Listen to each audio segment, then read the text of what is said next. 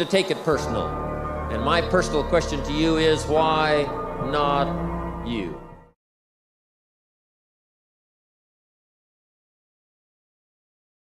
Here's what can easily happen if you don't set goals. It's easy to let life deteriorate into making a living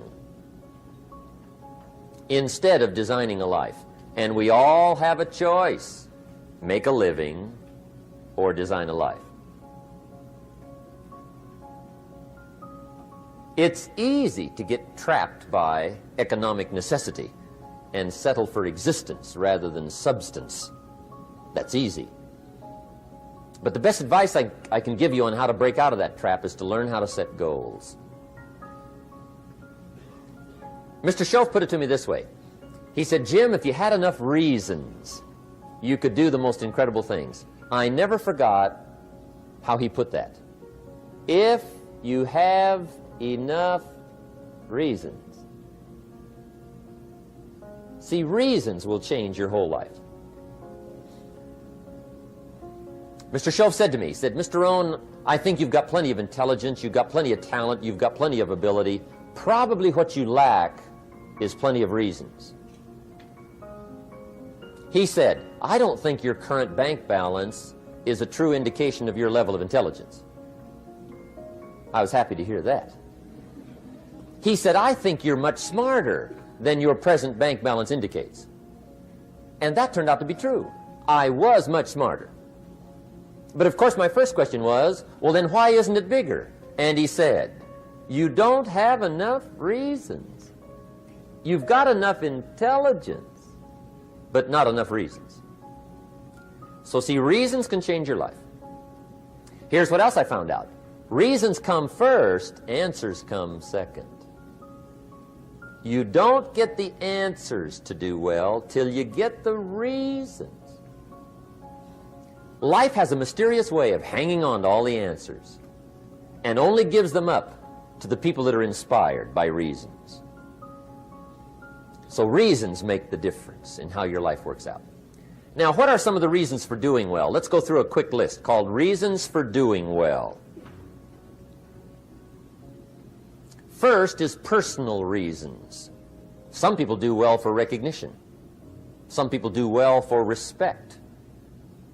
Some people do well for the way it makes them feel.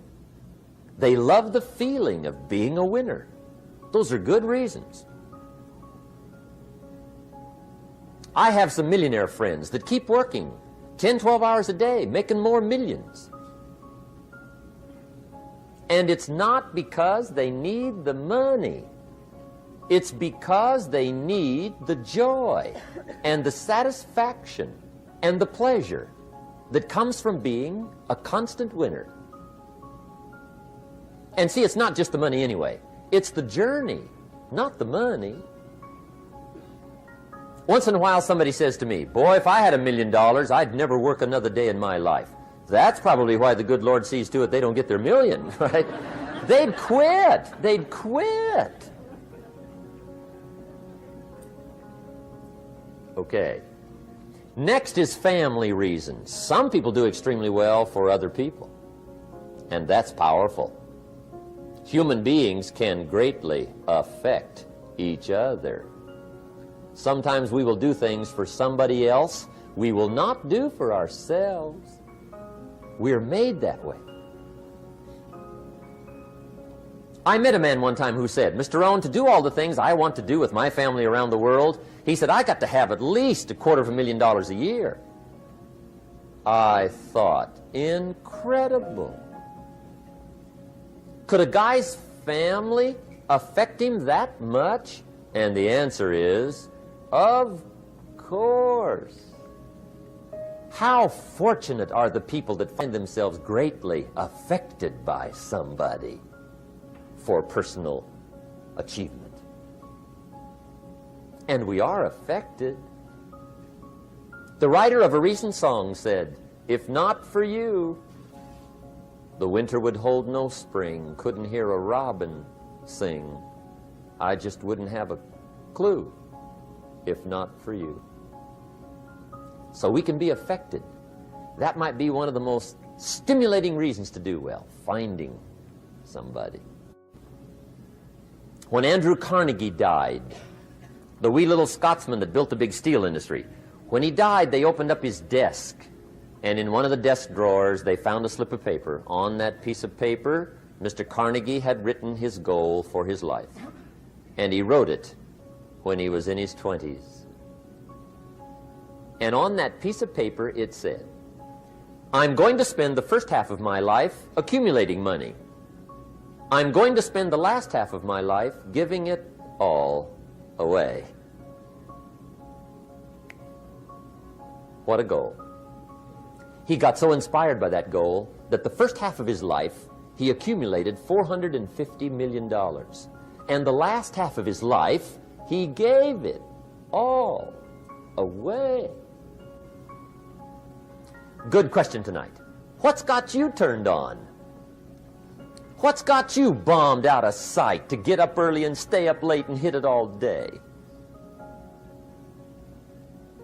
Next question. What's got you turned off? When I found the answers to those two questions, my life exploded into change. I finally found out what had me turned off, and I got that cured. And then I got me a long enough list of reasons to turn me on. And once the lights went on for me, age 25, they've never gone out. I've fallen out of the sky a few times, but I've never lost that drive to make something unique out of my life. See, reasons altered my whole life. Now, there's another list of reasons called nitty-gritty. Hard little reasons. Sometimes those little reasons are the most powerful reasons that can change your life. Sometimes it doesn't take much. I now carry several $100s in my money clip. It's only a few $100s, but it was one of those reasons turned my life around. Just before I met Mr. Schoaf, I heard a knock at the door. I go to the door, and there's a little girl standing there about this tall selling Girl Scout cookies. And she gave me one of the finest sales presentations I've ever heard. Special deal, several flavors, this whole package of stuff, $2. And with a big smile, she very politely asked me to buy. And I wanted to. Big problem. I'm broke. I don't have $2. And to this day, I can remember the pain and the embarrassment. I'm a father, I'm a husband, I've been to college, I'm working, I'm 25, I don't have $2. And I didn't want to tell her that for some reason. So I did what I thought was next best. I lied to her. I said, hey, look, I've already bought lots of Girl Scout cookies. I've still got plenty stacked in the house, which was not true. But it seemed to get me off the hook for the moment. She said, well, gosh, that's wonderful. Thank you very much. And she went away. When she left, I closed the door, and that was the day I said to myself, I don't want to live like this anymore. I've had it with lying, and I've had it with being broke. I'm never going to let this happen to me ever again. I promised that day I would work as hard as possible and would always carry plenty. It took me a little while, but now I do. It was one of those reasons. And I guess I carry plenty for two reasons. One is the way it makes me feel, but also in case I bump into another Girl Scout selling cookies. Right? I'm ready.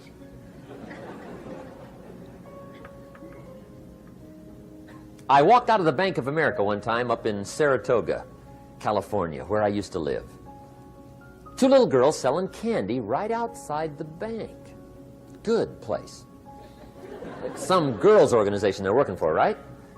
I come walking out of the bank. This first little girl walks up to me. She said, Mister, would you like to buy some candy? I said, I probably would. What kind is it? She said, it's almond roca. I said, my gosh, that's my favorite. She said, wonderful. I said, how much is it? She said, it's just $2. I thought, incredible. I said, how many boxes of that candy have you got?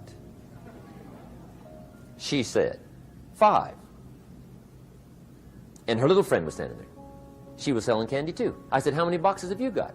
She said, I've got 4. I said, that's 9. I'll take them all. They said, really? I said, yeah, it's my favorite. I've got some friends. I'll pass them around. They got so excited, put all this candy together. I reached in my pocket and gave them the $18. When I've got the candy and they've got the money, that first little girl looks up at me. She says, Mister, you are really something. How about that? Can you imagine only spending $18 and have somebody look at you in the face and say, you are really something? Now you know why I carry heavy, right? I'm not going to miss anymore. It was just one of those reasons. Helped to change my life. One of my nitty-gritty reasons was budget finance. Budget finance used to grind my soul. Way back in those early days, I had fallen for one of those consolidation loans, where you take all your little hard-to-pay bills, put them into one big impossible-to-pay bill, right?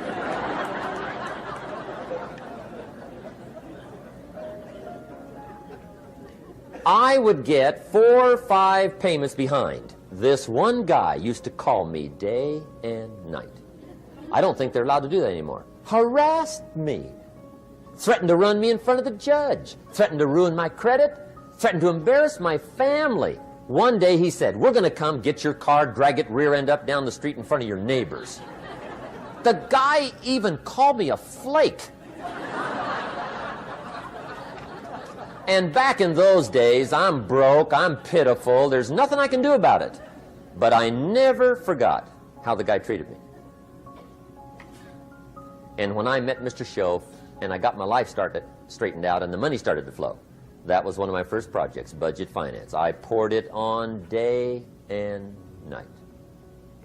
I finally put all the money together I owed him, which was considerable. I picked a day for the payoff. And when the payoff day came, I put the money in small bills in a big briefcase. And I walked into the budget finance office on Wilshire Boulevard in Los Angeles. The guy who harassed me so often, his desk was about 3 back. I walked right up to his desk, startled him. He wondered what I was doing there. It was the first time I'd been there since I'd borrowed the money, right?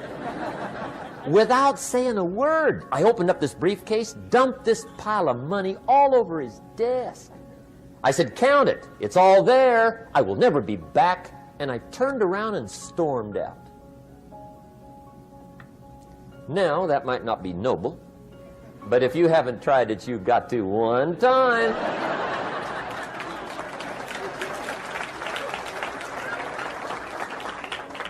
It can be the day that turns your life around. All you need is a reason that turns you on. One of my dear friends, Robert Depew, Bobby used to be a school teacher in Lindsay, olive capital of the world. Bobby taught school several years, got a little weary teaching school. One day decided he wanted to get into sales. So without telling anybody, he just up and quit his job teaching school and jumped into sales. When he did, his brother